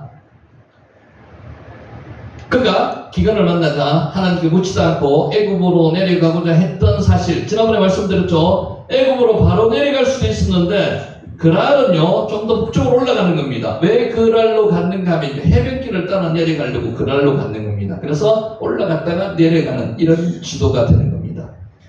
비록 하나님이 지시로 애굽에 내려가지는 않았지만 블레셋 사람의 땅 그날에 머물면서 사람들을 두려워하여 아내를 누이라고 속인 사실 등으로 미루어 짐작할 수가 있습니다. 이삭은 한 발은 세상에, 한 발은 하나님께 두므로 하나님을 온전히 신뢰하지 못한 상태였습니다. 지금 우리의 모습과 비슷하지 않습니까? 우리의 모습, 한 발은 세상, 한 발은 하나님께 둔 상태. 그래서 이제 하나님의 체험을 통해서, 하나님의 만남을 통해서 완전히 두 발 다 하나님 안에 두게 되었다는 거죠. 한마디로 이삭은 그 결과 이삭은 그랄 땅에 머무는 동안 많은 시련과 안전에 대한 심각한 위험을 받게 되었다는 겁니다. 우리도 지금 세상 시험을 받고 있는 이유는 우리가 완전하게 하나님 쪽에만 몰두하지 않고 세상에 관심을 가지고 있기 때문에 그렇다는 거죠. 이로 인해서 자신의 어중간한 삶의 태도가 문제가 있음을 깨닫고요, 자신이 삶에서 최선의 평화를 누리고 하나님과 동행하며 깊은 교제를 누리던 어느 곳에서요, 브엘세바로 돌아가서 하나님과의 관계를 새롭게 정립하고자 했던 것입니다. 자, 이런 이삭이 되면요, 실수에도 불구하고 신앙의 여정을 가지고 있는 성도들에게 훌륭한 본이 되신다는 겁니다. 여러분, 성도는 실수 안 합니까? 성도는 항상 믿음이 강한 상태에서 사는 겁니까? 아닙니다. 실수합니다. 이삭도 실수했고요. 아브라함도 실수했습니다. 근데 중요한 것은요, 하나님은 끝까지 자녀로 삼으신 성도들을 놓지 않는다는 겁니다. 끝까지 따라갑니다. 하나님이 끝까지 따라가서 돌이키게 만드신다는 겁니다. 이게 뭐라고 부릅니까? 우리는 이게 은혜라고 부릅니다. 우리의 연약함을 하나님은 그냥 넘기지 않는다는 겁니다. 끝까지 따라오셔서요, 신앙이 강한 아브라함을 만드시는 거고요, 이삭을 만들어 주시는 겁니다. 그래서 오늘도 넘어지고 실족하지만 그것이 하나님 앞에 회개할 때 하나님께서 다시 큰 힘을 주신다는 겁니다. 올라가다는 뜻이고요. 자, 세상에서 여기까지, 시간이 오늘 좀 여기까지 하고 정리하겠습니다. 이제 지난번 말씀드렸듯이 우리가 앞에 1시간 30분 동안은 예배드리고 기도회를 하고요, 1시간 30분 동안은 요거를 공부를 하기로 했는데 오늘 시간이 뒤로 조금 넘쳐났습니다. 자, 오늘의 말씀으로 정리하겠습니다. 이것이 그들의 생각의 결과라. 예화 한번 봅시다. 중국 북송의 정치가 사마광이 소년이었을 때 일어났던 일입니다. 제가 질문할 테니까 어떤 내용인지 잘 한번 보세요. 여기에 세하라는 단어인데요, 생각, 뜻, 알다는 그런 뜻입니다. 아니요, 잘못됐네요. 어린아이 하나가 물이 가득 찬 아주 크다란 항아리에 빠졌습니다. 독이 굉장히, 요새 술도가 같은 데 보면 굉장히 그릇이 크죠. 독이 큽니다. 그런 독에 아이 하나가 빠졌습니다. 아이는 호우적거리며 죽어가고 있습니다. 여러분은 어떻게 하실 건데요? 만약에 아이가 빠졌습니다. 독에 빠졌어요. 그래서 이 독에 들어가서 건져내야 되는데 너무 커가지고요, 갑작스럽게 이제 아이가 들어가서 빠졌기 때문에 어떻게 할 방법을 모르고 있습니다. 여러분 어떻게 하실 건데요? 한번 생각해 보세요. 이를 본 동네 사람들은 누구나 우리처럼 그렇습니다. 아이고 어쩌나 아이가 죽네, 큰일 났네 하면서 발을 동동 굴렸다는 거죠. 이때 소년 사마광이 큰 돌멩이로 항아리 밑부분을 사정없이 내리쳤습니다. 이런 생각하기가 쉽습니까? 쉽습니까? 그 값이 얼만데, 그죠? 그러니까 아이가 이렇게 깨버리면요, 어른들로부터 혼도 날 거고요. 근데 무엇이 중요한디? 목숨이 중요하잖아요. 그래서 사고방식의 고정관념을 깨뜨리는 겁니다. 이게 이제 큰 인물이 될 사람이랑 아닐 사람이랑 차이라는 거죠. 마찬가지입니다. 하나님의 자녀들은요, 고정관념에 매여 있어서는 안 된다는 거죠. 잘 한번 생각해 보셔야 돼요. 세하, 생각이라는 뜻입니다. 항아리가 깨지면서 물이 터져나왔습니다. 그럼 당연히 아이도 살았겠죠. 동네 사람들이 놀라는 사이에 항아리의 물은 다 빠지고 아이는 살아났습니다. 항아리가 깨져야지만 살아나는 거죠. 그 들어가가지고 뭐 어떻게 하려고 그러면 불러 죽습니다. 뭐 사다리 가지고 하는 사이에 아이가 숨 꼴딱 넘어갑니다. 독을 깨뜨리는 방법이 있었습니다. 소년 사마각을 치면 사람들에게는 남의 항아리는 절대로 깨뜨릴 수 없다는 고정관념이 있었습니다. 그 값이 얼마인데? 굉장히 컸으니까 값도 많이 나왔을 겁니다. 그죠? 근데 뭐가 중요합니까? 항아리가 중요합니까? 사람이 중요합니까? 사람이 중요하죠. 이게 보통 사람을 뛰어넘는 사람의 생각입니다. 그래서 문제를 해결할 수 없었습니다. 보통 사람은. 예나 지금이나 사람들에게는 고정관념이 있습니다. 고정관념. 이거는 안 되는데 하는 고정관념이 있다는 거죠. 마음속에 굳게 박힌 고정관념. 이게 성경에 말하는 진리일까요? 아닙니다. 성경 말씀도 아닌 고정관념이 있습니다. 그랬던 생각은 고치기가 정말로 어렵습니다. 유다 백성들에게도 잘못된 고정관념, 잘못된 생각이 있었다는 거죠. 세하 생각입니다. 잘못된 생각이 불순종과 비극을 불러오게 되었습니다. 유다 백성들이 당한 고난은 그들이 잘못된 생각의 결과였다는 겁니다. 이에 대해서 예레미야는 말했습니다. 땅이여 들으라. 내가 이 백성에게 재앙을 내리니 이것이 그들의 생각의 결과라. 그들이 내 말을 듣지 아니하며 내 율법을 거절하였음이니라. 예레미야 6장 19절 말씀입니다. 하나님은 범죄한 유다 백성들에게 선지자들을 보내주셨습니다. 선지자 역할이 뭡니까? 하나님의 말씀을 대언하는 게 선지자예요. 선지자를 보냈는데 그들이 말을 안 들었다는 거예요. 그들의 입에서 나오는 말은 위험을 나뉘는 파수꾼의 나팔 소리였습니다. 양각 나팔이 쇼파르입니다. 쇼파르 나팔 소리였습니다. 그 소리를 듣고 행하며 살 수 있었습니다. 그러나 유다 백성들은 나팔 소리를 듣지 않겠다는 생각을 했습니다. 세하, 생각, 뜻. 그들에게 닥친 재앙은 나팔 소리, 하나님이 잘못을 듣지 않겠다는 잘못된 생각의 결과였다는 것입니다. 하나님의 말씀을 들을 때 어떤 생각을 가지고 듣고 계십니까?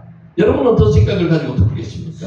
그 생각의 결과가 재앙일 수도 있고요, 축복일 수도 있습니다. 우리가 하루 종일 낮이나 밤이나 생각하지 않는 순간이 없습니다. 우리는 생각을 항상 합니다. 어떤 생각이든 간에 생각을 합니다. 그게 인간입니다. 사람들은 하루 동안에, 여기 방금 좀 전에 말씀드렸듯이 몇 가지 생각을 한다고요? 5만 가지. 우리는 보통 5만 가지로 생각을 하는 거예요. 많은 생각을 한다는 그런 뜻으로 생각을 하죠. 5만 가지 생각을 한다고 합니다. 근데 이 많은 생각이 우리의 지각을 사용해서 하는 생각이 아닙니다. 그냥 무의식적으로 생각을 한다는 거죠. 대부분 그저 스쳐가는 그런 생각들입니다. 그렇기 때문에 5만 가지, 이것을 뭐라고 하는가 하면 잡생각이라고 합니다. 잡생각을 한다고 말합니다. 물론 그 가운데 유익한 것도 있지만은요, 대부분은 그렇지 못한 것들이 거의 대부분입니다. 생각은 씨앗과 같습니다. 무슨 생각을 하느냐에 따라서 사람은 달라진다는 거죠. 씨앗입니다. 생각을 품고 있으면요, 생각 속에서 행동이 나오는 거예요. 그죠? 행동을 하다 보면요, 계속해서 행동을 심으면요, 습관이 되고요. 이 습관이 심으면은 성격을 거두게 되는 거고요. 성격을 심으면은 운명이 된다는 겁니다. 그래서 중요한 게 뭐라고요? 무슨 생각을 하느냐가 중요한 거죠. 생각에 따라서 사람은 달라진다는 겁니다. 하나님은 누구나 행복하게 살고 누구나 성공할 수 있기를 원하십니다. 자신의 운명은 다른 사람이 아니라 자신이 직접 만들고 결정한다는 겁니다. 그러므로 우리는 행복하고 성공하고 승리하는 인생을 살기 위해서는요, 올바른 생각을 하고요, 잘 선택해야 합니다. 근데 아까 말씀을 드렸듯이 우리는 채워지고 비워지는 겁니다. 뭘 채우느냐에 따라서 생각이 달라진다는 거예요. 마귀는 사람을 사로잡으려 할 때 먼저 뭘 사로잡습니까? 생각을 사로잡습니까? 안 되는데 이거는 하지 말아야지, 이런 생각으로 통해서 마귀가 들어온다는 거죠. 그때 말씀이 있는 사람은 이 마귀의 생각을 물리칠 수 있어요. 그래서 말씀이 중요하다는 거죠. 예수님은요, 다른 힘으로 마귀의 시험을 이기는 게 아니고요, 말씀으로 이겼습니다. 그러니까 말씀이 마음에, 머리에, 몸에 있는 사람은요, 생각을 가지고 마귀를 물리칠 수 있습니다. 마귀는 사람들의 생각을 사로잡기 위해서 생각 속에 자신의 생각을 집어넣습니다. 마귀의 생각을 집어넣는다는 거죠. 미워하는 생각, 질투하는 생각, 혐오하는 생각, 이런 생각을 집어넣습니다. 이때 말씀이 있는 사람은요, 말씀으로 물리칠 수 있다는 거예요. 세하, 그때 그 생각을 받아들이면 마귀는 그를 사로잡아 자기 뜻대로 움직입니다. 그래서 마귀가 교묘하게 파고드는 게 생각을 통해서 파고든다는 거예요. 가룟 유다가 예수님을 판 것은 마귀의 생각에 사로잡힌 결과였습니다. 마귀가 들어가서 생각을 사로잡았습니다. 생각을 사로잡으면 행동을 사로잡게 되는 거고요. 행동을 사로잡으면은요, 강령을 완전히 사로잡아 사람을 딴 사람으로 만드는 겁니다. 이에 대해서 성경은 말씀하고 있습니다. 마귀가 벌써 시몬의 아들 가룟 유다의 마음에 예수를 팔려는 뭘 넣었다고요? 생각을 넣었다고요. 생각. 요한복음 13장 2절 세하. 마귀의 생각을 받아들인 가룟 유다는요, 예수님을 배반하게 되었고요, 공에 팔아넘겼고요, 멸망으로 가게 되었다는 겁니다. 배 터져가 죽었습니다. 창자가 나와서 죽었습니다. 여러분, 재앙이 임하자 말했습니다. 세하, 내가 두려워하는 그것이 내게 임하고 내가 무수하는 그것이 너의 몸에 미쳤구나. 여기 3장 25절 말씀입니다. 염려, 걱정, 불안, 근심. 자녀들에 대한 그게 항상 있었습니다. 여러분, 잔치 때마다 자식들이 죄를 지을까 두려워함으로 야래 마귀에게 틈을 보였다는 거죠. 마귀는 교묘하게 알고 들어옵니다. 두려워하는 마음을 있는 요 틈을 타고 들어온다는 거죠. 여러분, 행복한 순간에도 다가올 불행을 생각하고 연출하고 있다는 것입니다. 욥이 당한 고난은 잘못된 생각이 불러온 비극이었다는 겁니다. 세하. 이처럼 생각이 중요합니다. 여러분, 생각 중에서 여러분 우리는 알 수 있어요. 이게 마귀가 주는 생각인지 성령이 주는 생각인지 알 수 있어요. 마귀가 주는 생각이 임했다고 하면요, 말씀으로 물리칠 수 있도록 말씀이 내 안에 있어야 되는 거예요. 아니면 말씀을 읽든지요, 기도의 자리에 가든지 해야 됩니다. 그때 마귀의 생각을 그대로 놔두면요, 그 마귀의 생각이 행동으로 옮겨지게 된다는 거예요. 그런데 사람들은 생각하기를 싫어합니다. 생각해야 할 일이 있으면 골치 아프다고 생각하는 일을 회피합니다. 그렇게 하죠. 특히 경상도 남자들 잘 그렇습니다. 에이 그만 그렇게 하는 경우가 많습니다. 생각해야 됩니다. 하나님의 말씀으로 물리치기 위해서 생각해야 된다는 거죠. 생각 없이 사는 것만큼 위험한 일이 없습니다.